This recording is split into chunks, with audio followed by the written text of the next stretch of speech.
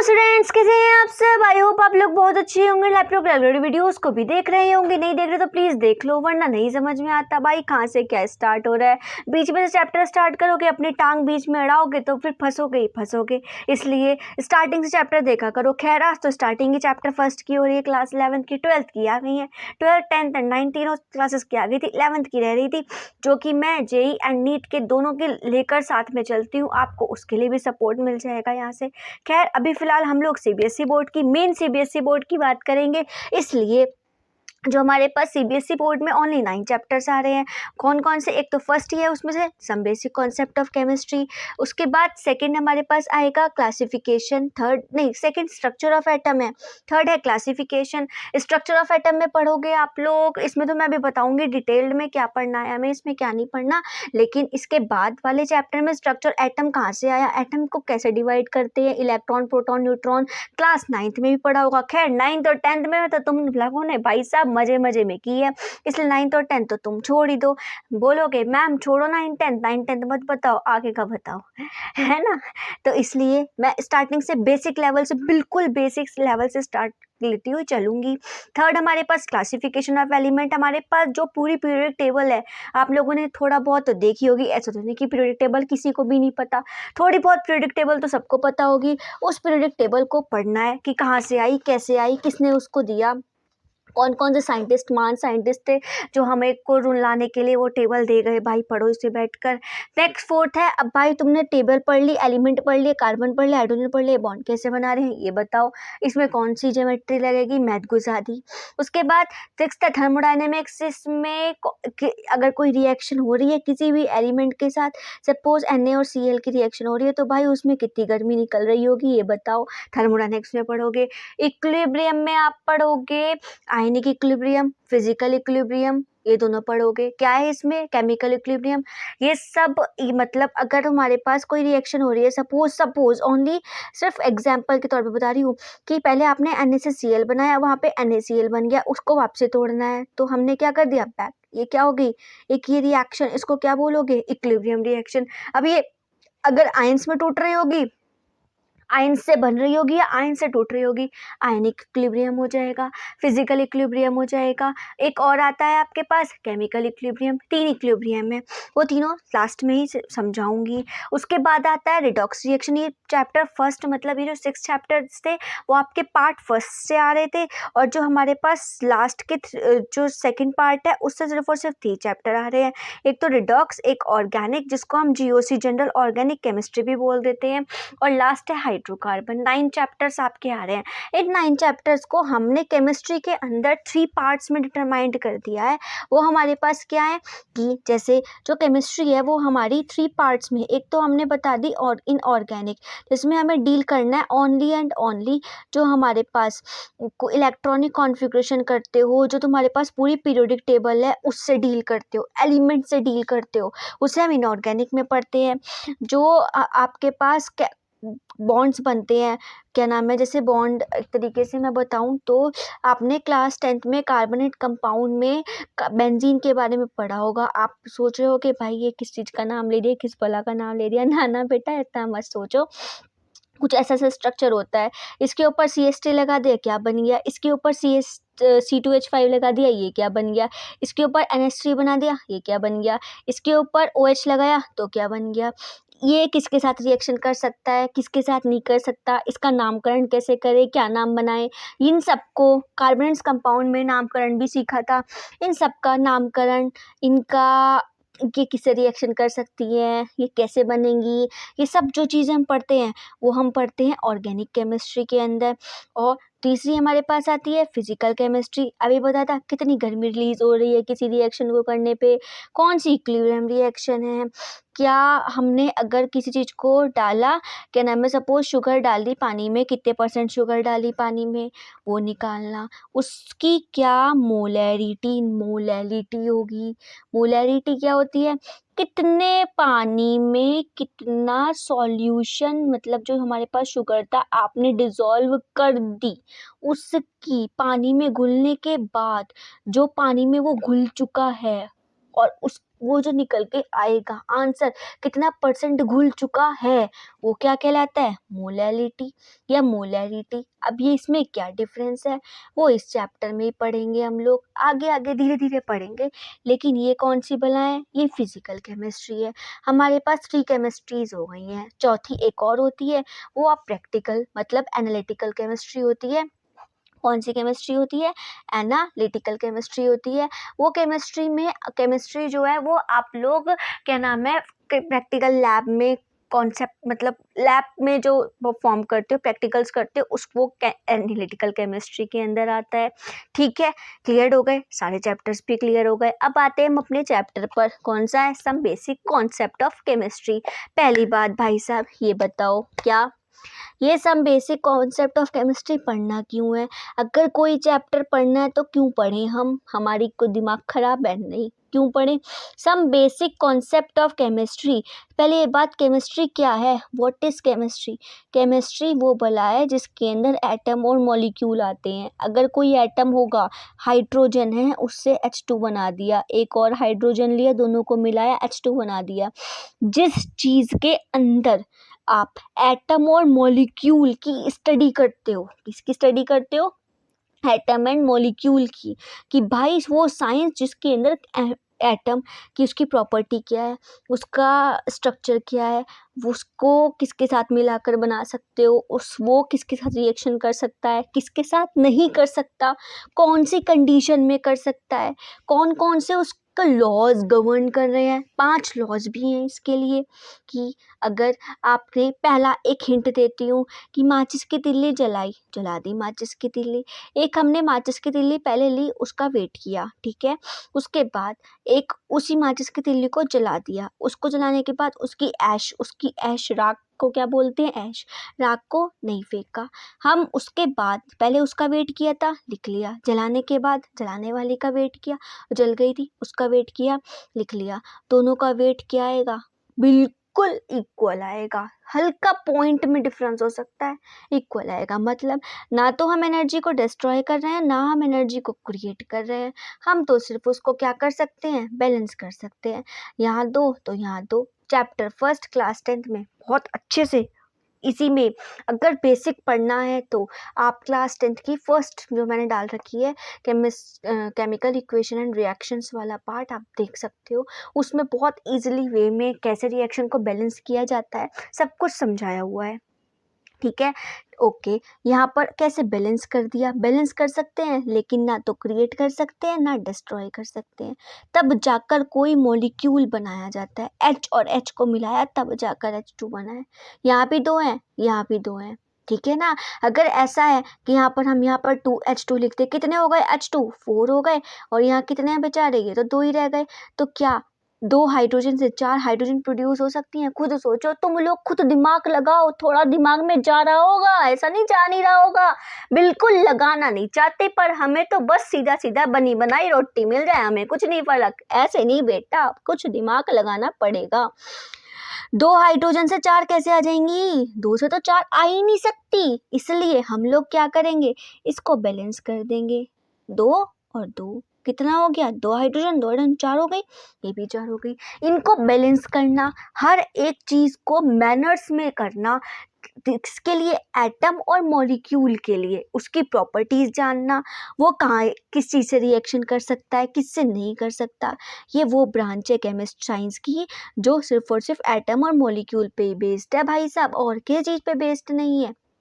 उस चीज़ को हम केमिस्ट्री भला कहते हैं, ठीक है, समझ आ गया। इसका इम्पोर्टेंस क्या है, हम इसको कहाँ यूज़ करेंगे, इनको हम मेनली केमिकल रिएक्शंस में यूज़ करते हैं। कब यूज़ करते हैं, हमको खाना बनाना है, खाना छोड़ो हमें अचार बनाना है, हमें जब अचार बनाना होता है, पिकल मम्मी से पूछना, हम उसमें सिरका डालते हैं, क्या डालते हैं, सिरका डालते हैं, विनेगर डालते हैं। क्यों डालते हैं, ताकि वो अचार खराब ना होए। विनेगर किससे बना, विनेगर क्या है, विनेगर एसिटिक एसिड है। कौन सा एसिड है, एसिटिक एसिड, जिसका फॉर्मूला होता है CH3COOH। क्या फॉर्मूला होता है, CH3COOH। इसकी डालने से पिकल अचार कभी खराब नहीं होता है ना। केमिस्ट्री हमें केमिकल फर्टिलाइजर भी प्रोवाइड कराती है, यूरिया वगैरह वगैरह। इंसेक्टिसाइड्स प्रोवाइड कराती है, फंगीसाइड प्रोवाइड कराती है, पेस्टिसाइड प्रोवाइड कराते हैं, ताकि क्रॉप की जो क्रॉप ईल्ड करे वो ज़्यादा हो सके, ईल्ड मतलब ज़्यादा बन सके, फ्रूट ज़्यादा आ सके। ठीक है। दूसरी चीज़, अगर आपने ध्यान से देखा हो, जो हमारे पास चिप्स का पैकेट आता है लेज़ का या फिर किसी भी चीज़ का, वो फूला हुआ होता है। उसके अंदर कौन सी गैस भरी होती है जिसकी वजह से फूला हुआ होता है? वो गैस जब भरी जाती है, अगर तुम लोगों ने थोड़ा सा चिप्स खाते हुए दिमाग लगाया होगा तो तुमने ये पाया होगा, जब आप चिप्स खोलते ही एकदम उसके अंदर हाथ डालते हो तो थोड़ा सा ठंडा लगता है, मतलब कि हल्का सा जो टेम्परेचर होता है उसका लो होता है।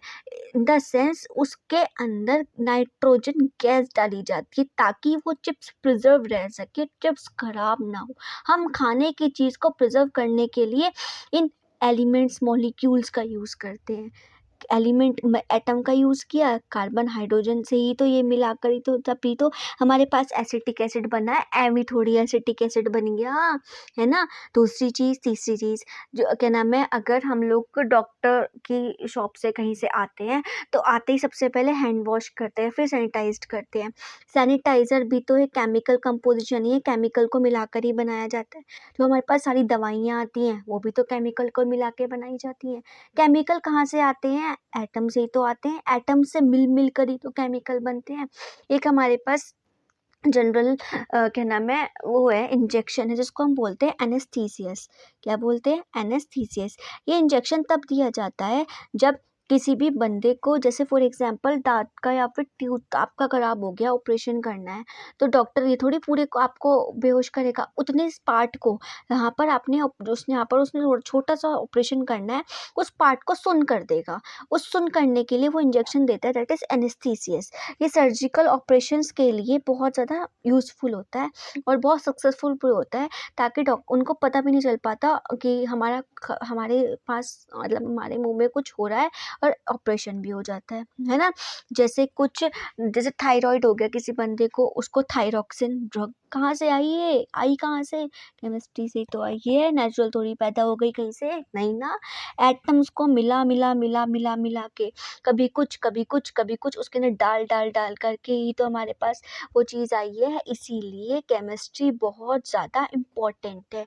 एड्स जो हमारे पास इतना बड़ा क्या नाम है डिसीज़ है, उसको उसकी थेरेपीज़ देने के लिए हम केमिस्ट्री का यूज़ करते हैं। कैसे करते हैं? सिस्पेलेटिन और टैक्सोल, सिस्पेलेटिन और टैक्सोल, तो कैसे, एक तो होता है सिस्प्लेटिन और टैक्सोल, ये दोनों चीज़ें किसको ट्रीट करने के लिए हेल्प की जाती हैं? कैंसर को ठीक करने के लिए यूज़ की जाती हैं। और एड्स को ठीक करने के लिए AZT, एज़िडोथाइमाइडिन, क्या होता है? एज़िडोथाइमाइडिन, ये सब किसको ठीक करने के लिए होती है? एड्स के लिए। होता नहीं, बट क्या डॉक्टर्स तो, जो साइंटिस्ट होते हैं वो तो रिसर्च करते रहते हैं, इसको क्योर करने के लिए यूज़ की जाती है। कहाँ से आई ये सब चीज़ें? कहाँ से आएंगी? केमिस्ट्री से आई। मेन क्या है? वॉर में यूज़ किया जाता है केमिस्ट्री। किस चीज़ में? जो हमारे पास क्या नाम है, बहुत पावरफुल, क्या कह सकते हो आप, सब्सटेंसेस होते हैं, एक्सप्लोसिव, जो धमाका कर सकते हैं, कि वो कौन है? कौन सा एटम बॉम्ब बनाया गया? हाइड्रोजन बॉम्ब बनाया गया। कहाँ से बनाया गया? एटम से बनाया गया। एटम कहाँ है? केमिस्ट्री के अंदर। समझ में आई? हार्मफुल गैसेस बनाई गई। कौन कौन सी गैसेस होती हैं? मस्टर्ड गैस होती है, फॉस्जीन गैस होती हैं। ये सारी गैस कैसे बनाई गई? केमिस्ट्री। जब तक केमिस्ट्री नहीं, कहाँ से पढ़ लोगे आप? कुछ भी कहीं से नहीं पढ़ सकते। तो इन सारी चीज़ों में केमिस्ट्री का मेन यूज़ होता है। इस वजह से हमको केमिस्ट्री पढ़ना बहुत ज़्यादा ज़रूरी है। अब आते हैं, हम थोड़ा सा आगे बढ़ते हैं। ये तो हो गई जनरल की केमिस्ट्री क्यों है, क्यों इम्पोर्टेंट है, दैट्स इट। हमने क्लास 10th में एक चीज़ पढ़ा था कि हमारे पास एक सबसे छोटा सा पार्टिकल होता है जिसको हम कहते हैं मैटर। क्या कहते हैं? मैटर। ये मैटर बहुत छोटा पार्टिकल होता है। कुछ साइंटिस्ट नहीं, कुछ फिलोसफर्स थे, उन्होंने कहा कि जो मैटर होता है वो आपका पांच चीज़ों से मिलके बना है। कौन कौन से? वाटर, एयर, फायर, स्काई, हवा, वायु, अग्नि, आकाश। एक और चीज़ होती है, वाटर, एयर, फायर, एयर, मुझे ध्यान नहीं आ रहा, मैं अभी देखकर बता दूंगी किस चीज़ से बनता है। माइंड से स्लिप हो रहा है, सॉरी इस चीज़ के लिए। वैसे ही 5 चीज़ें होती हैं, किसी को याद आएगा तो प्लीज़ कमेंट ज़रूर करना, ठीक है? ओके, इन्होंने हम किसने बताया? इंडियन फिलोसोफर ने ये चीज़ बताई, लेकिन इंडियन फिलोसोफर्स के बाद ऐसा तो नहीं, और इंडियन फिलोसोफर ने भी कैसे बताई कि ये बोल दिया उन लोगों ने कि सिर्फ और सिर्फ थ्योरी के बेसिस पे बताई, ना तो कोई उन्होंने एक्सपेरिमेंट किया, ना कुछ किया, बस उन्होंने थ्योरी के बेसिस पे बता दिया कि जो हमारे क्या नाम है मैटर है वो 5 चीज़ों से मिलके बना है। हवा, पानी, वायु, अग्नि। हवा, पानी, वायु, अग्नि, आकाश। ठीक है, इन 5 चीज़ों से मिलकर बना है। लेकिन उसके बाद कौन कौन आए? इंडिया, उसके बाद साइंटिस्ट आए। साइंटिस्ट ने कहा नहीं, मैटर को 2 क्लासिफिकेशन में कैटेगराइज्ड करा और ये बोला मैटर 2 टाइप्स के होते हैं। 2 मतलब 2 क्लासिफिकेशन के बेस्ड पर मैटर को हम क्या कर सकते हैं? डिफाइन कर सकते हैं। एक फिजिकल बोला और एक बोला उन्होंने केमिकल। ठीक है, अगर फिजिकल स्टेट देखें, मैटर को सिर्फ देख कर बताना है कि वो कैसा है, वो ठोस है, वो हल्का सा लिक्विडी है, या उसके पार्टिकल बहुत दूर दूर हैं, बहुत ज़्यादा दूर दूर है, एक यहाँ तो एक यहाँ। उन्होंने 3 इसको देखकर ये बोला कि एक तो हमारे पास सॉलिड है, एक हमारे पास गैस है और एक हमारे पास लिक्विड है। ठीक है, ओके। सॉलिड क्या होता है? What is solid? सॉलिड वो चीज़ है हमारे पास जो बिल्कुल ठोस होती है, उसकी डेफिनेट शेप होगी, मतलब शेप भी बिल्कुल करेक्ट होगी, आप शेप चेंज नहीं कर सकते। हाँ, उसको पत्थर से मारोगे तो शेप चेंज हो जाएगी, लेकिन तुम्हारे हाथ में ऐसे नहीं कि ऐसे किया और शेप चेंज हो गई, ऐसा कुछ नहीं है। दूसरी बात, फिक्स्ड वॉल्यूम होता है, वो फ्लो नहीं कर सकता, पानी की तरह कभी फ्लो नहीं करता, उसकी जो क्या नाम है, आप उसको कंप्रेस दबा नहीं सकते वो। और दूसरी चीज़, उसकी डेंसिटी बहुत ज़्यादा बहुत हाई होती है, मतलब कि डेंसिटी इन द सेंस वो ठोस होता है। अगर फ़ोन है तो फ़ोन को क्या दबा सकते हो? नहीं दबा सकते ना, इसलिए वो ठोस होता है। चौथी चीज़, वो बहुत ज़्यादा हैवी होते हैं। अगर हम गैस की बात करें, गैस की कोई डेफिनेट शेप होगी? खुद सोचो आप, गैस की डेफिनेट ना शेप होगी ना वॉल्यूम, क्योंकि वो तो एक पार्टिकल यहाँ तो एक पार्टिकल यहाँ होता है। ओके, ना ही उसके वो क्या नाम है ईज़िली फ्लो कर सकता है क्या? हाँ, कर सकता है।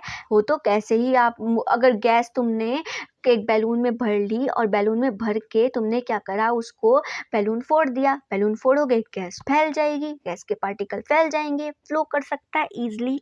दूसरी चीज़, उसकी डेंसिटी बहुत कम होती है, बिकॉज वहाँ वो ठोस नहीं होती है, इस वजह से उसको कंप्रेस करा जा सकता है। नेक्स्ट है लिक्विड। लिक्विड, उसकी डेफिनेट वॉल्यूम तो होगी कोई, लेकिन कोई शेप नहीं होती। आप उसको किसी चीज़ में भर के तो रख सकते हो, लेकिन आप उसकी जो शेप होती है वो शेप करेक्ट, आप अगर उसको इसमें ऐसे बीकर में डालोगे तो वो अपनी शेप ले लेगा, आप उसको ऐसे बीकर में डालोगे तब भी वो अपनी शेप ले लेगा, आप उसको ऐसे बीकर में डालोगे तब भी वो अपनी शेप ले लेगा। तो उसकी कोई डेफिनेट शेप नहीं होती। ईजिली फ्लो कर सकता है, लेकिन ये भी नहीं दबाया सकता, ये भी हम कंप्रेस नहीं कर सकते। डेंसिटी इसकी थोड़ी मॉडरेट होती है। ये सॉलिड, लिक्विड और गैस थे जो आपने क्लास 10th में भी पढ़े थे। नेक्स्ट आती है जो हमें अब पढ़नी है, वो कौन सी है? Chemical properties. केमिकल क्लासिफिकेशन के बेस पर भी ये 2 टाइप का होता है। केमिकली वो कौन कौन से? एक होता है प्योर, एक होता है इम्प्योर। कौन कौन से होता है? एक होते हैं हमारे पास प्योर, एक होते हैं हमारे पास इम्प्योर। इम्प्योर सब्सटेंस को हम मिक्सचर भी कहते हैं। प्योर वो जो पूरे प्योर फॉर्म में है, कोई चेंज नहीं है उनमें, मतलब कि अगर हम बात करें सिर्फ और सिर्फ किस चीज़ की बात करें, हम बात करें किसकी? इस प्योर को भी 2 टाइप्स में कैटेगराइज्ड कर दिया गया है। एक तो हमारे पास आते हैं एलिमेंट, दूसरे हमारे पास आते हैं कंपाउंड्स। ठीक है, ये एलिमेंट्स प्योरेस्ट फॉर्म में मिलते हैं। हाँ, एल्युमिनियम प्योरेस्ट फॉर्म में मिलेगा, हालांकि और गंदगी के साथ मिलता है, लेकिन हम उसको साफ कर लेते हैं। कॉपर हुआ, सारे के सारे टाइप्स के मेटल, नॉन मेटल उन एलिमेंट के अंदर आएंगे और वो एलिमेंट बिल्कुल प्योरेस्ट फॉर्म में मिलते हैं। गोल्ड को ले लो, 24 कैरेट का मिलता है, अगर 22 कैरेट का मिलेगा तो इम्प्योर हो जाएगा। ठीक है, अगर हम लोग बात करें तो कोलगेट, क्या कोलगेट प्योरेस्ट फॉर्म में है? नहीं। क्या शुगर प्योरेस्ट फॉर्म में है? कह सकते हो, कमेंट में बताना हाँ या ना। ठीक है, यस और नो। और क्या वुड प्योरेस्ट फॉर्म में है? सब कुछ कमेंट में बताना कि हाँ या ना, यस और नो। वुड कम प्योर फॉर्म होगी या नहीं होगी। ऐसे ही आपके पास बहुत सारे एग्जाम्पल्स हो सकते हैं प्योर के, उनमें सारे हमारे पास एलिमेंट्स एंड कंपाउंड आते हैं। इन एलिमेंट को मिलाओगे, फॉर एग्जाम्पल हमने Na लिया और Cl लिया, ये हमारे पास तीनों मेटल है और ये नॉन मेटल है। ओके, इस मेटल को मिलाया नॉन मेटल के साथ, क्या बन जाएगा, कंपाउंड बन जाएगा। ये कंपाउंड हम ऑर्गेनिक में भी स्टडी करेंगे, इनऑर्गेनिक में भी। ऑर्गेनिक में कैसे स्टडी करोगे और इनऑर्गेनिक में कैसे स्टडी करोगे, पहले एलिमेंट को ख़त्म कर ले, बाद में कंपाउंड पे जाएंगे। ठीक है, प्योर फॉर्म बिल्कुल प्योर सब्सटेंस होना चाहिए, उसके अंदर कुछ मिला हुआ नहीं होना चाहिए। उसके बाद हमारे पास इसको भी 2 टाइप्स में भी कैटेगराइज किया, एलिमेंट और कंपाउंड। एलिमेंट जो होते हैं वो हम सारे के सारे क्या नाम है, जैसे कोई बोल सकते हो एक सिंपलेस्ट फॉर्म किसी भी प्योर सब्सटेंस की, ना तो उसको तोड़ा गया है ना उसको बनाया गया है, आपको नेचुरली मिला है, उसको क्या बोलोगे, एलिमेंट। एलिमेंट 3 टाइप के होते हैं, कौन कौन से, एक होता है हमारे पास मेटल, होता है नॉन मेटल, और तीसरा होता है हमारे पास मेटलॉइड्स। कौन कौन से होते हैं, मेटल, नॉन मेटल और metalloids. Metals, what are metals, metals क्या होते हैं, मेटल्स, अगर हमने उसमें वो किसी भी कोई भी मेटल लिया, उसको मारना शुरू करा हैमर से, वो थिन वायर में कन्वर्ट हो गई, वो डक्टाइल प्रॉपर्टी शो कर रहा है। वो थिन शीट में कन्वर्ट हो गई, वो मेलिबिलिटी शो कर रहा है। वो बिल्कुल मतलब क्या नाम है, आप कह सकते हो ये शीट में या वायर में कन्वर्ट हो जाए तो वो हमारे पास कौन होंगे, मेटल होंगे। या वो इलेक्ट्रिसिटी कंडक्ट कर सके, वो लाइट हीट को कंडक्ट कर सके, वो शाइनी होते हैं सारे के सारे, या तो ग्रे कलर का होगा या सिल्वरी वाइट कलर का होगा, और किसी कलर का प्रेजेंट नहीं होता एक्सेप्ट गोल्ड एंड कॉपर। जो गोल्ड है वो येलोइश कलर में होता है, जो कॉपर है वो रेड ब्राउन कलर में होता है। इस वजह से जो नॉन मेटल्स हैं वो ना तो मैलिएबल होते हैं, हम उसको मारेंगे वो थिन शीट में कन्वर्ट नहीं होने का, ना ही वो हमारे पास क्या नाम है डक्टाइल होते हैं, थिन वायर में कन्वर्ट नहीं होगा, वो ब्रिटल होते हैं, वो टूट जाते हैं इजीली। जैसे कोयला, कोल कार्बन है, वो आराम से टूट जाएगा, ठीक है ना, लेकिन वो कभी भी किस में नहीं कन्वर्ट होगा, मैलिएबल नहीं होगा, डक्टाइल नहीं होगा, थिन वायर में, थिन शीट में किसी में कन्वर्ट नहीं होगा।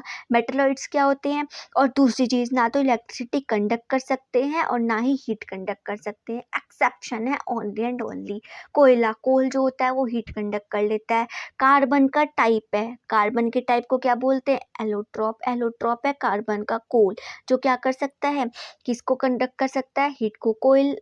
ओके, और क्या डायमंड, डायमंड बहुत ज़्यादा हार्ड होता है लेकिन ये भी इलेक्ट्रिसिटी कंडक्ट नहीं कर सकता, लेकिन हाँ ग्रेफाइट कर लेता है। ग्रेफाइट के पास जो हमारे पास कार्बन है, कार्बन के पास 4 इलेक्ट्रॉन होते हैं, वो एक इलेक्ट्रॉन को शेयर नहीं कराता और 3 से ही अपना पूरा का पूरा स्ट्रक्चर इस टाइप से बनाता चला जाता है, इसलिए उसके पास फ्री इलेक्ट्रॉन होता है। जिस चीज़ के पास फ्री इलेक्ट्रॉन होता है वो इलेक्ट्रिसिटी कंडक्ट कर सकता है, तो इस वजह से ये एक्सेप्शन है। और ये हार्ड नहीं होते, लेकिन मेटल्स बहुत ज़्यादा हार्ड होते हैं। एक्सेप्ट जो हार्ड नहीं होता नॉन मेटल, वो है कार्बन का allotrope, that is diamond. Okay, what is metalloid, मेटलाइट्स क्या होते हैं, इन दोनों का मिक्सचर जिसमें मेटल्स और नॉन मेटल्स दोनों की प्रॉपर्टी हो, उन्हें क्या बोला जाता है, मेटलॉइड। कौन कौन से होते हैं मेटलॉइड्स, सिलिकॉन हो गया, आर्सेनिक हो गया, बिस्मिथ हो गया, एंटीमनी हो गया, ये चारों के चारों क्या है आपके पास, मेटलॉइड्स होते हैं। ओके, समझ आई एलिमेंट्स क्या होते हैं। जो नोट्स हैं वो आपको टेलीग्राम चैनल पर लिंक डिस्क्रिप्शन में दे दूंगी, उसमें चैप्टर कंप्लीट होते ही अपलोड कर देंगे, ठीक है। नेक्स्ट हमारे पास कौन से है, कंपाउंड। व्हाट इज कंपाउंड, अगर एक ही दो या दो एटम एलिमेंट को मिलाकर, दो या दो एलिमेंट को मिलाकर कोई चीज़, कोई सब्सटेंस बनाया जाए तो हम उसे क्या कहते हैं, कंपाउंड। लाइक एज Na और Cl को मिलाया और क्या बना दिया, एक कंपाउंड बनाया जिसको हमने क्या बोला, NaCl। ओके, ये 2 टाइप के होते हैं, एक होता है ऑर्गेनिक और एक होता है ऑर्गेनिक और दूसरा होता है इनऑर्गेनिक।